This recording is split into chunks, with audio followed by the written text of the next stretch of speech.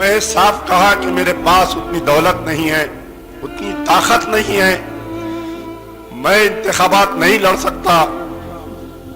یاقوت پورے کے نوجوان، خاص طور پر ہماری جماعت کے جو سینئر لوگ ہیں،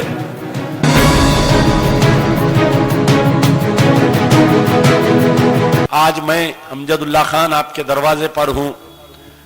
حالانکہ میرا مقابلہ جو ہے بہت بڑی طاقت سے ہے۔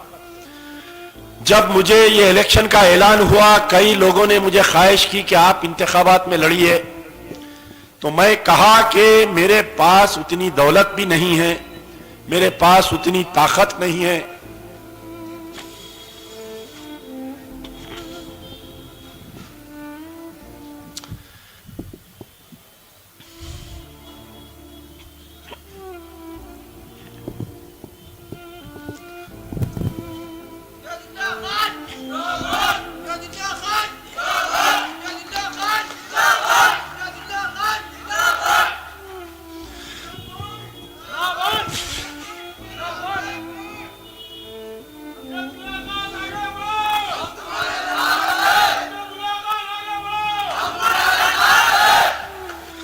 میں صاف کہا کہ میرے پاس اتنی دولت نہیں ہے، اتنی طاقت نہیں ہے، میں انتخابات نہیں لڑ سکتا۔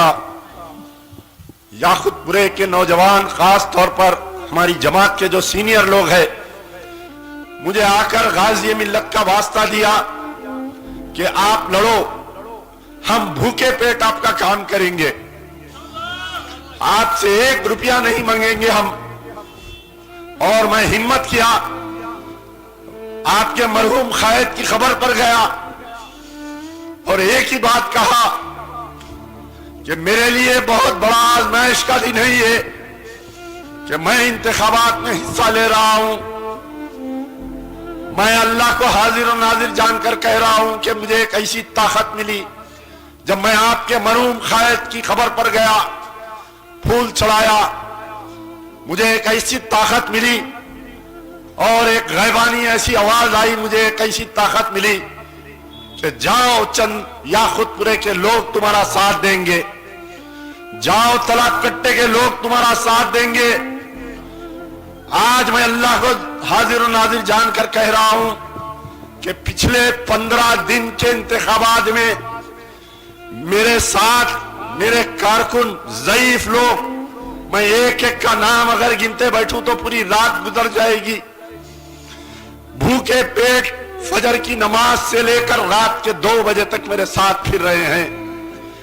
میں جب عوام کے درمیان میں پد یاترا کر رہا ہوں، خواتین گھر کا دروازہ میں جب کھٹکھٹایا تو کوئی خواتین مجھے 1000 روپے دے رہی ہے، کوئی خواتین مجھے 2000 دے رہی ہے۔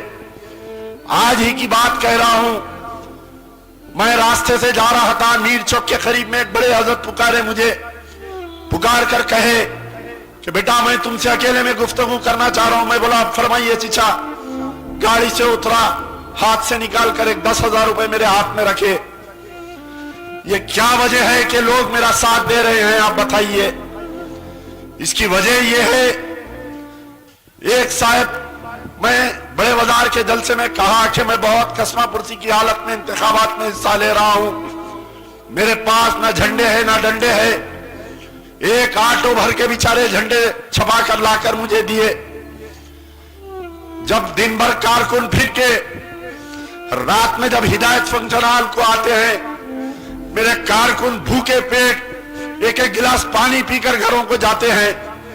جب ایک صاحب کو معلوم ہوا، آئے کہے کہ ہم کھانے کا انتظام کریں گے یہاں پر آپ کا، اور بتلاؤ کیا وجہ ہے کہ آج امجد اللہ خان کے واسطے سارا یاقوت پورا اٹھ کر کھڑے رہ گیا۔ بہت دور دور سے لوگ مجھے ٹیلی فون کر رہے ہیں، روزانہ ایک نہ ایک فون آ رہا ہے کہ آج ہم مدینہ منورہ میں آپ کے تعلق سے دعائیں کر رہے ہیں، آج جو ہے ہم مکے میں نماز پڑھے، جمعہ کا دن ہے صاحب، آپ کے لیے ہم نے کعبے کا غلاف پکڑ کر آپ کے لیے دعا کیا۔ اور دوسری جانب ابھی ہمارے چاؤ شاہ ڈبیر پورے کے کہہ رہے تھے کہ کوئی شادی خانے کے مالک ہے، 300 عورتوں کو بلا کر پیسے دیے، 300 عورتوں کو بلا کر پیسے دیے اور بوکسنگ کی تیاری کر رہے ہیں. میں آپ ان تمام مجلس کے کارکنوں سے گزارش کر رہا ہوں کہ لمحوں نے کی خطا، صدیوں نے پائی سزا. یاد رکھو یہ دو بھائی یہ کسی کے احسان رکھنے والے نہیں ہیں. امان اللہ خان نے 50 سال اس جماعت کو دیا.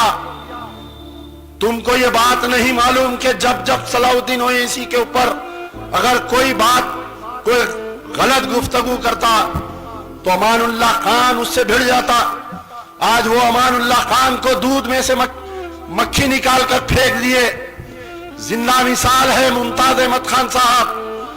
ممتاز احمد خان نے خاندان اویسی پر جو ساتھ دیا، زندگی بھر یہ دونوں بیٹے ممتاز احمد خان کی چپل اگر سر پر رکھ کے پھرے تو کم تھا. آج ممتاز احمد خان کو خاموش کر دیا گیا. یہ لوگ کسی کے نہیں ہوتے، یہ صرف ان کی دولت ہے، ان کی پیسوں کے لیے یہ لوگ زندہ ہے. آج جو لوگ مجھ کو ہرانے کی سازش کر رہے ہیں، کل آپ کا بھی یہی حال ہوگا جو امان اللہ خان کا، ممتاز احمد خان کا اس جماعت نے کر دیا. آپ بتلاؤ کہ 50 سال سے جماعت میں ہیں. ٹھیلا والے کا بچہ ٹھیلا پہ آج ترکاری بیچ رہا ہے. آٹو والے کا بچہ آج آٹو ڈرائیور ہے. صرف تلنگانے میں 2 خاندان ترقی کرے ہیں، ایک KCR خاندان اور ایک اویسی خاندان ترقی کرے ہیں. جس کے باپ کے پاس ذاتی گھر نہیں تھا، آج ہزاروں کروڑ روپے کی جائیدادوں کے مالک بن گئے. یہ صرف اور صرف آپ لوگوں کی محنت کا نتیجہ ہے. میری گواہی دیں گے جب یہ تالاب کٹا نیا بسا تھا، لوگ ایک گیرو کا ڈبہ لے کر اپنی ذمہ داری سمجھ کر مجلس اتحاد المسلمین کا کام کرتے تھے. میں بہت چھوٹا تھا، بمشکل 79 میں جب غازی ملت MLA بنے. میں جب سے اس تالاب کٹے کو آتا ہوں، میں جانتا ہوں کہ تالاب کٹا کیسا بسا، تالاب کٹے کے لوگوں نے اس مجلس اتحاد المسلمین کو کیسا سنوارا. یہ جو نئے بچے آئے ہیں ان کو معلوم نہیں. روزانہ ایک ٹیلی فون آ رہا ہے کہ وہاں پر بوکسنگ کی پلاننگ چل رہی ہے، یہاں پر بوکسنگ کی پلاننگ چل رہی ہے، ان کو خریدا جا رہا ہے، ان کو خریدا جا رہا ہے. میں آپ کو واسطے اللہ کے کہہ رہا ہوں، جتنے لوگ مجلس اتحاد المسلمین کا آج کام کر رہے ہیں، جا کر دیکھو. اسی رائٹ سائڈ میں بستی میں جو ہمارے یاسین پہلوان کا بھتیجا، جو سالم پہلوان کا داماد تھا عمران، کتنا کام کرتا تھا. کووڈ میں مر گیا وہ بچہ بیچارہ. آج بتلاؤ کیا اس کے خاندان کو کوئی پوچھ رہا ہے کیا مجلس اتحاد المسلمین کا؟ میں سمجھتا ہوں کہ اس کی موت ہمیں بھی نہیں آئے. آپ اوپر آؤ، ہمارے عادل آباد کے صدر صاحب آئیے، اوپر آئیے.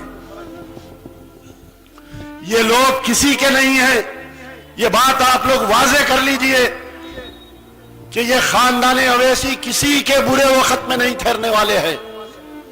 تالاب کٹے میں جب تقریر ہوئی بھوانی نگر میں، اکبر الدین اویسی نے کہا کہ میں وہ تاجہ ناپا کو نہیں بھولتا، میں وہ دولت خان کو نہیں بھولتا، میں فلانے کو نہیں بھولتا. میں آپ سے سوال کر رہا ہوں، جن لوگوں نے 99 میں ان کا ساتھ دیا، آپ بتلائیے کیا کسی ایک کو یہ کارپوریٹر بنائے؟ کیا بتائیے؟ کیا جو مرحومین کا انہوں نام لیے کیا ان کے ایک بچے کو کسی کو ساتھ دیے؟ کیا بتائیے آپ؟ یہ کسی کا ساتھ نہیں دیتے. یہ تو صرف اور صرف ان کا پرائیویٹ لمیٹڈ بنا چکے ہیں. بہت بڑی تقریر کل بڑے بازار میں بھی اکبر الدین اویسی کہ میں اتنے اسکول بنایا، میں اتنے اسکول بنایا. یہ سب ایک سیاسی ڈرامہ ہے. آج کل آپ جاننا چاہیے کہ بہترین کاروبار یہ ہے کہ صرف اور صرف اسکولز بناؤ یا شادی خانہ بناؤ. یہ لوگ جو ہے ایک انویسٹمنٹ کے طور پر اسکولز بنا رہے ہیں. جس وقت اسرا ہاسپٹل نظام سے جب اسرا ہاسپٹل لیا گیا، دکن میڈیکل کالج جب بنایا گیا، مرحوم صدر